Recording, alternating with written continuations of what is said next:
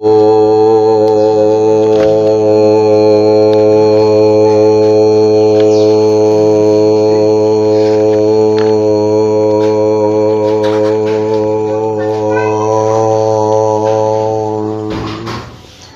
श्रीमद्भागवत।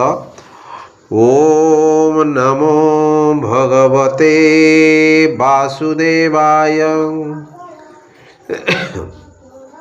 नारायणं नमस्कृत्यं नरं चैव नरोत्तमं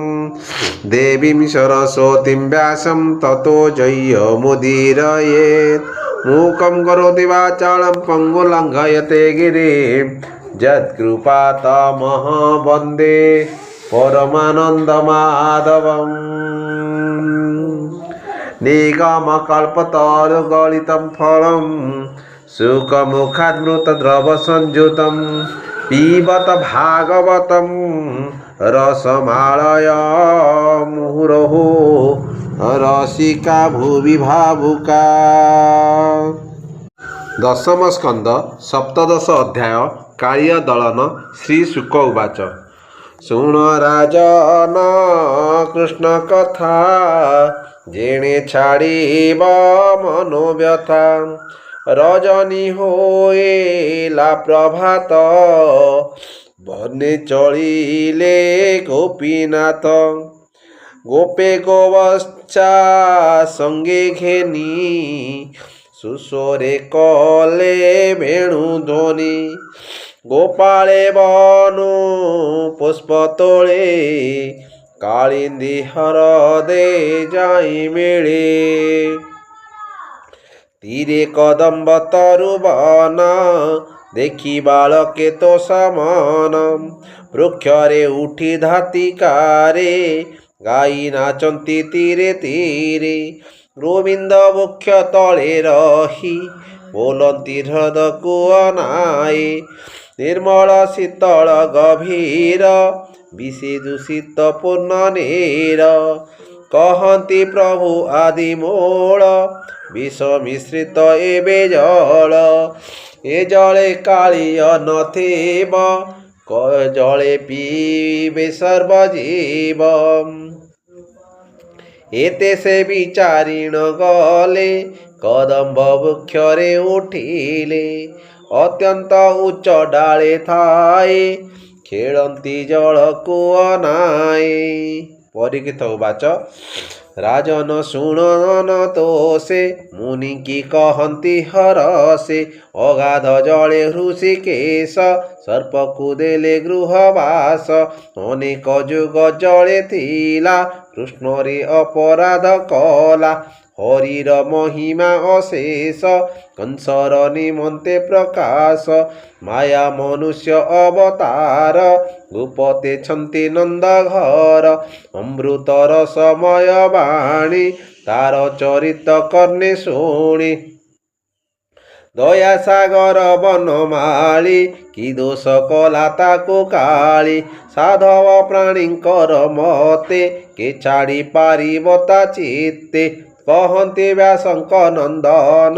राजन हुओ सावधान।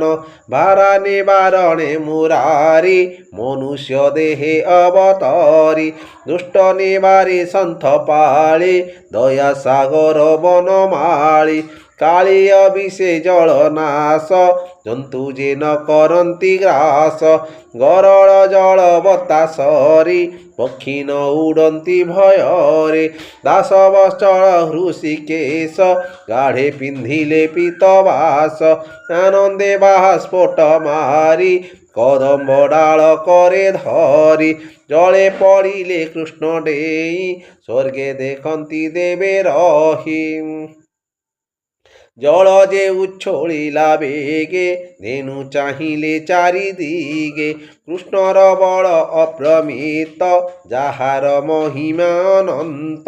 खेलंती बेनी भुजी ताड़ी शबद मेघ घड़घड़ी। कालिय शुणिला पाताले किस शबद मोर जले। देखिब बोली विजे कला सहस्र फणा उभारिला। नयने देखिला माधव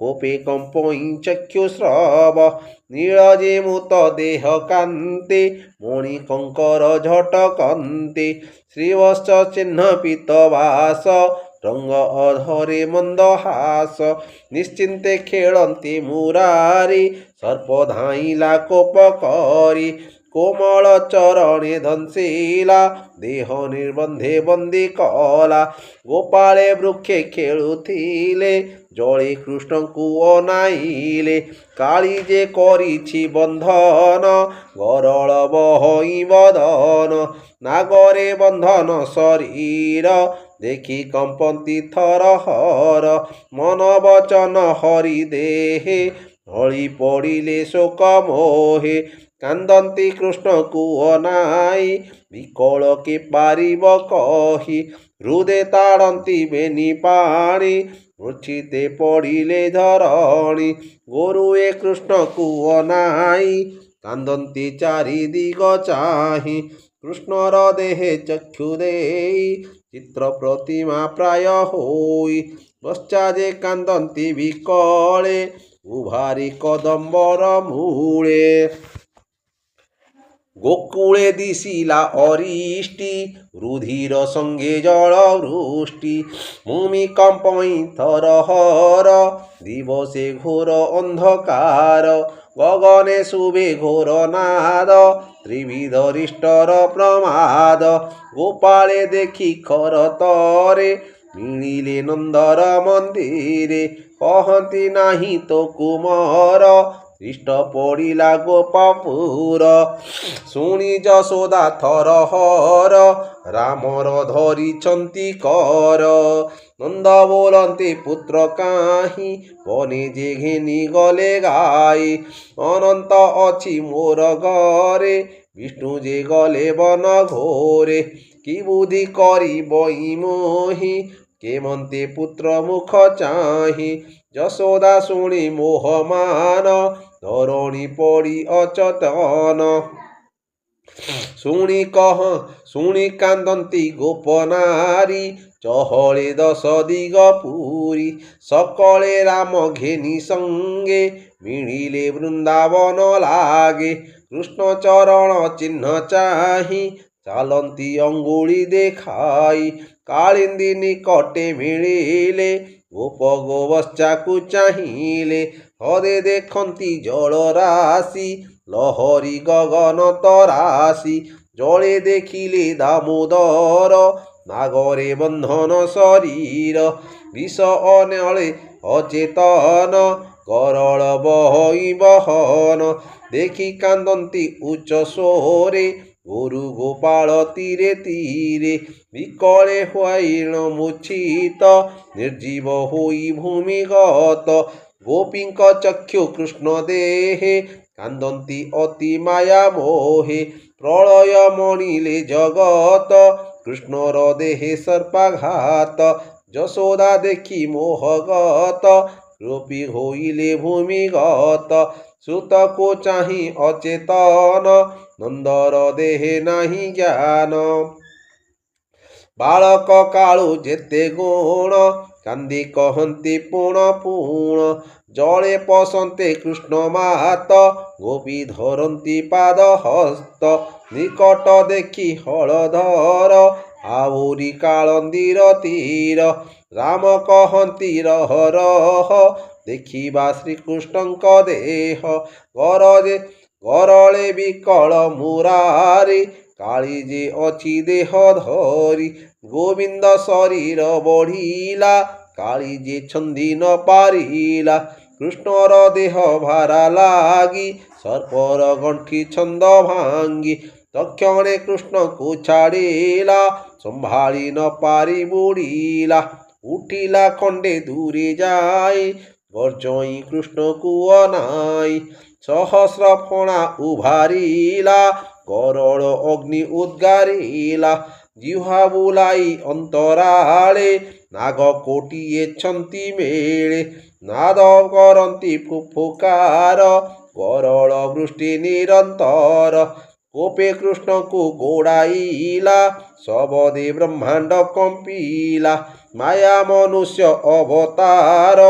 ତୀରେ ଦେଖନ୍ତି ସୁର ନର ସର୍ପକୁ ଚାହିଁ ନର ହରି ବୁଡ଼ିଲେ ସର୍ପେ ମାୟା କରି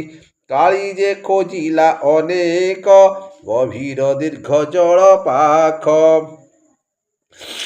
ଲୋଡ଼ି ନ ପାଇ ଦାମୋଦର ପୁଣି ତେଳିଲା ନିଜ ଶିର କୃଷ୍ଣକୁ ଦେଖିଲା ନିକଟେ ଗୋପୀ ଗୋପାଳ ଜଳ ତଟେ ଦେଖି ପଳାନ୍ତି ଚକ୍ରଧର ଘୂରିଲେ ମଣ୍ଡଳ ଆକାର ସର୍ପ ଗୋଡ଼ାଇ ନ ପାରିଲା କୁଟିଣ ଗରଳ ଛାଡ଼ିଲା କୃଷ୍ଣର ଅପସର ପାଇ ଗର୍ଜଇ ରସନା ବୁଲାଇ ଦଂଶଇ ପୁଣ ପୁଣ ପ୍ରାୟ ଗରଳ ଛାଡ଼େ କୃଷ୍ଣ ଦେହେ ଗୋବିନ୍ଦ କୋପେ ଗୁରୁତର ଉଠିଲା କାଳିୟର ଶିର ସର୍ପର ମୁଣ୍ଡେ ମଣି ଥିଲା ଶ୍ରୀକୃଷ୍ଣ ଚରଣେ ବାଜି ଲାଗିଲା ମଣିର ତେଜେ ରଙ୍ଗବର୍ଣ୍ଣ ସୁନ୍ଦର ଶ୍ରୀହରି ଚରଣ। ଶ୍ରୀକୃଷ୍ଣଙ୍କ କାଳିୟ ଦଳନ ତିରଙ୍ଗା ଛନ୍ଦେ ଉଭା ହୋଇ ନାଚନ୍ତି ଗୋପାଳଙ୍କୁ ଚାହିଁ କୃଷ୍ଣର ନୃତ୍ୟ ଦେହେ ଦେବେ ଚାହିଁ ମିଳିଲେ ବୃନ୍ଦାବନେ ଯାଇ ତାଣ୍ଡବ ରସେ ଗୀତ ଗାଇ ଗନ୍ଧର୍ବେ ବୀଣା ନାଦ ବାଇ ମୃଦଙ୍ଗ ବୀଣା ନାଦ କରି ରଙ୍ଗେ ନାଚନ୍ତି ଅପସରି କୁସୁମ ବରଷଲେ ଆଣି ଯେ ଝାର ମତେ ସ୍ତୁତି ଭଣି ଶୁଣି ସାନନ୍ଦ ବନମାଳି ନୃତ୍ୟ କରନ୍ତି ପାଦ ଚାଳି ପ୍ରାଣ ହୋଇଲା କଣ୍ଠାଗତ ସହସ୍ର ଫଣା ମୁରୁଛିତ ଯେ ବଣଶିରେ ଉଚ୍ଚେ ଥାଇ କୃଷ୍ଣ ଉଠନ୍ତି ବେଗେ ଡେଇ ରୋଷେ ନାଚନ୍ତି ପାଦ ଚାଳି ରୁଧିର ତାର ମୁଖୁ ଗଳି କାଳିୟ ମନେ ବିଚାରିଲା ନିଶ୍ଚୟ ମରଣ ହୋଇଲା ହରିରେ ପଶିବି ଶରଣ ଡାକିଲା ରଖ ନାରାୟଣ କାଳିୟ ମୁଣ୍ଡେ କୃଷ୍ଣ ଥାଇ ଜାଣିଲେ ପ୍ରଭୁ ଭାବଗ୍ରାହୀ ଦାସ ବତ୍ସଳ ପିତବାସ ତକ୍ଷଣେ ହୋଇଲେ ଉଶ୍ୱାସ କାଳି ଯେ ଜୀବନ ପାଇଲା ଗୋବିନ୍ଦ ମୁହଁକୁ ଚାହିଁଲା ସବଏ ନ ପାରଇ ଚାହିଁ ଭଏ କମ୍ପଇ ତାର ଦେହି ସତେକ ପତ୍ନୀ ତାର ଥିଲେ ସ୍ୱାମୀର ମରଣ ଜାଣିଲେ ହରି ମହିମା ସେ ଜାଣନ୍ତି ନାମ ଜପନ୍ତି ନୀତି ନୀତି ସୁତ ଦୁହିତା ଆଦି କରି করে ঘেনিণ অর্ঘ্য থাଳେ গন্ধ চন্দন নানা মাণে ନିର୍ମଳ ପଦ୍ମମାଳା ଘେନି କୃଷ୍ଣର ନିକଟେ ମିଳିଲେ କୃଷ୍ଣକୁ ତଳେ ଶୁଆଇଲେ ପାଦେ ପଡ଼ିଲେ ନାଗ ନାରୀ ଆନନ୍ଦେ ଦେଖିଲେ ମୁରାରୀ କେଶବସନ ଅସମ୍ଭାଳ ନୟନୁ ବହେ ଅଶ୍ରୁଜଳ ଉଠି କରନ୍ତି ଜୟ ଜୟ ସୁଖେ ଦେଖନ୍ତି ଦେବତାଏ କହନ୍ତି ଶରଣ ତୁମ୍ଭର ତ୍ରାହି କରିବେ ଚକ୍ରଧର ସର୍ପକୁ ଦଣ୍ଡି ବାଜୁକତ ଭାରା ନିବାରେ ତୋର ଜାତ ତୋହର ଶତ୍ରୁ ମିତ୍ର ନାହିଁ ତୋର ଭିଆଣ ସର୍ବଦେହି ଭକତି କରନ୍ତି ଯେ ତୋତେ ଦେବା ଭଜଇ ଶତ୍ରୁ ମତେ ତୁହିଙ୍କୁ ହେଉ ଏକ ଗତି ଦୟା ସାଗର ଦାସରଥି ଆମ୍ଭକୁ କର ଅନୁଗ୍ରହ ହେଳେ ନାସିଲେ ଦ୍ୱନ୍ଦ୍ୱ ମୋହ ସର୍ପ ହୋଇଲା ପାପକାରୀ ବାରେ କରଖ ଚକ୍ରଧାରୀ ଏହାରେ ତରିଲୁ ସକଳେ ବନ୍ଧୁ ବାନ୍ଧବ ନାଗ କୂଳେ କେତେ ଏ ପୂର୍ବେ ତପ କଲା ଅନେକ ଅନ୍ନଦାନ ଦେଲା ଜଳ ଦେଇଣ ନାନା ମତେ ପ୍ରାଣୀଙ୍କୁ ଦେଇ ହୃଦଗତେ ତୋ ନାମ ଭଜି ଏ ଆନନ୍ଦେ ତେଣୁ ପାଇଲା ପଦ୍ମ ପାଦେ କେତେ ବା ତପ ଅଛି କରି ତୋ ପାଦ ରଜଶିରେ ଧରି ଯାହା ପାଇବ ବୋଲି ଜାଣି ତପ କରଇ କମଳିନୀ ତୋ ପାଦ ଉଚ୍ଚ ପାଇ ଜନେ ଅଧିକ ନ ବାଛନ୍ତି ମନେ ସ୍ୱର୍ଗ ଭୋଗକୁ ତୁଚ୍ଛ କରି ବ୍ରହ୍ମା ପଦକୁ ନ ବିଚାରି ଏକୋଇ ରାଜପଣେ ସାଧ ଯୋଗ ସମାଧି ଦେହ ସିଦ୍ଧ ଏଣୁ ନୁହଁଇ ସାବଧାନ ତୋ ପାଦେ ଥାଇ ଯାର ମନ ଦୁର୍ଲଭ ଅଟୁ ତୁ ଜଗତେ ଏ ତୋତେ ପାଇଲା କେମନ୍ତେ ତାମସ ଗୁଣ ଅଛି ଭେଦି ବିଶେଷ ସର୍ପ ଏ ପ୍ରମାଦି ତୋତେ ଏ ନିକଟେ ପାଇଲା ଏଣୁ ଅନେକ ପୁଣ୍ୟ କଲା ନିର୍ଗୁଣ ଆତ୍ମା ଗୁଣବନ୍ତ ନମଇ ପ୍ରଭୁ হে ଅନନ୍ତ ପଞ୍ଚଭୂତକ ଆତ୍ମା ତୁ ହି ତୋହର ଆଦି ଅନ୍ତ ନାହିଁ ଜ୍ଞାନ ଅଜ୍ଞାନ ଆଜ୍ଞା ହେଉ ତ୍ରିଗୁଣ ରାଶି ମାୟା ମୋହୁ ସୃଷ୍ଟି ପାଳିନ କରୁ ଅନ୍ତ ତୁ କାଳ ରୂପୀ ଗୋପୀନାଥ ଅନନ୍ତ ରୂପେ ଶୂନ୍ୟମୟ ତ୍ରିଗୁଣ ଭେଦୁ ପୁଣ୍ୟ ଦେହେ ନିଗମ ମନ୍ତ୍ରେ ମାୟା କରି ଜଗତ ହେଉ ମୁଁ ରୂପଧାରୀ ତୋହର ଦେହେ ତିନି ଲୋକେ କର୍ମ ଭୁଞ୍ଜନ୍ତି ଦୁଃଖ ଶୋକେ ଯେ ତୋତେ ସାଧୁ ପଣେ ଭଜେ ସେ ତୋର ଦେଲା ଫଳ ଭୁଞ୍ଜେ ତୋତେ ଯେ ନ ଭଜନ୍ତି ଜନ ସେ ପ୍ରାଣୀ ତରିବେ କେଶନ ଆମ୍ଭର ସ୍ୱାମୀ ଏକ ବେଳେ ଦ୍ରୋହ ଯେ କଲେ ପାଦ ତଳେ ଏ ଦୋଷ ସହିବା ମୁରାରି ଆମ୍ଭେ ତୋହର ପରିଚାରି ପ୍ରାଣ ଛାଡ଼ିବ ଏଡ଼ି କ୍ଷଣି ତୁ କି ନ ଜାଣୁ ଚକ୍ର ପାଣି ଆମ୍ଭକୁ ଦିଅ ସ୍ୱାମୀ ଦାନ ତୋର ଶରଣ ଭଗବାନ ଏବେ କରିବୁ କିସ କହ ବିଚାର କରି ଆଜ୍ଞା ଦିଅ ରାଜାଙ୍କୁ ଶୋକ ମୁନି କହେ ଶୁଣି ସନ୍ତୋଷ ଦେବ ରାୟ ନାଗ କାମିନୀ ସ୍ତୁତି ଦେଖି ଦୟା ବସିଲା ପଦ୍ମ ଆଖି ପାଦ ପ୍ରହାର ଛାଡ଼ି କରି ଉଶ୍ୱାସ ହୋଇଲେ ମୁରାରି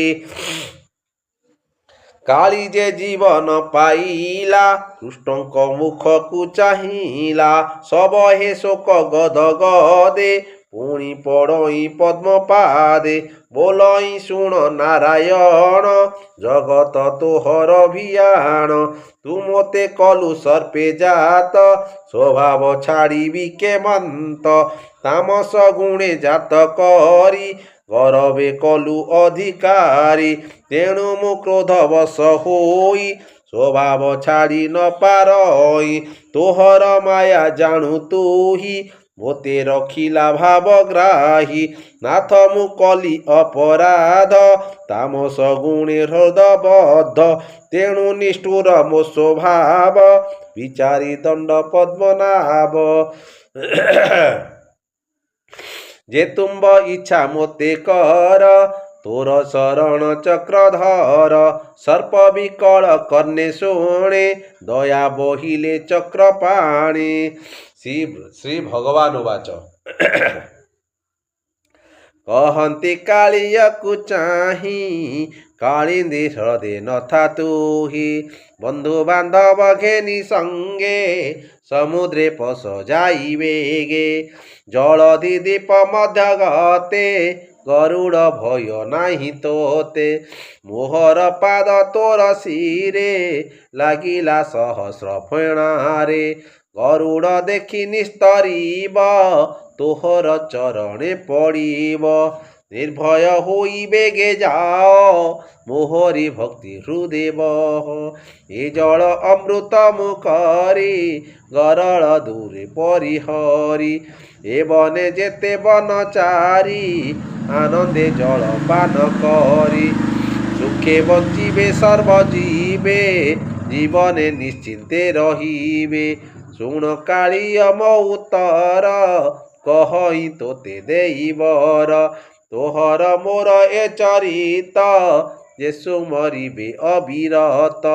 ସର୍ପ ବିଘାତେ ନାହିଁ ବାଧା ଯେ ମୋତେ ସୁମରି ତ୍ରିସନ୍ଧ୍ୟା ଏ ଜଳେ ସ୍ନାନ କରିବେ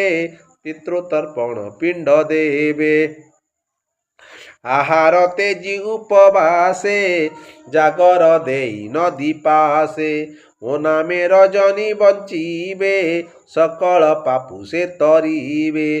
ଶ୍ରୀହରି ଆଜ୍ଞା ଘେନି ଶିରେ ତୀରେ ଉଠିଲେ ଧାତିକାରେ କୁଟୁମ୍ବ ଘେନିଣ ସଙ୍ଗରେ ପୂଜିଲା ଗୋବିନ୍ଦ ପୟରେ ଗନ୍ଧ ଚନ୍ଦନ ରଙ୍ଗ ବାସ ଅମୂଲ୍ୟ ରତ୍ନମଣି ତ୍ରାସ କମଳ ମାଳା କଣ୍ଠେ ଦେଇ ଆନନ୍ଦେ ନାନା ଗୀତ ଗାଇ କୁଟୁମ୍ବ ଘେନି ପଦକ୍ଷିଣ କାଳିୟ କଲା ପୁଣ ପୁଣ ଉତ୍ତର ଦିଗକୁ ଚାହିଁଲା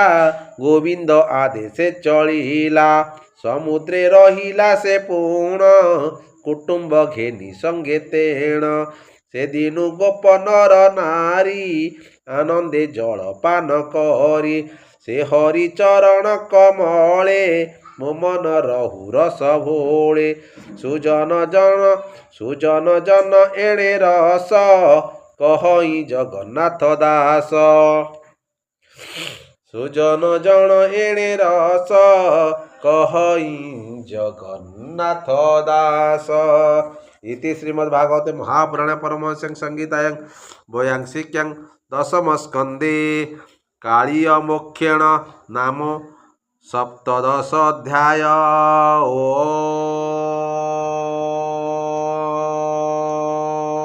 ओम हरि ओम।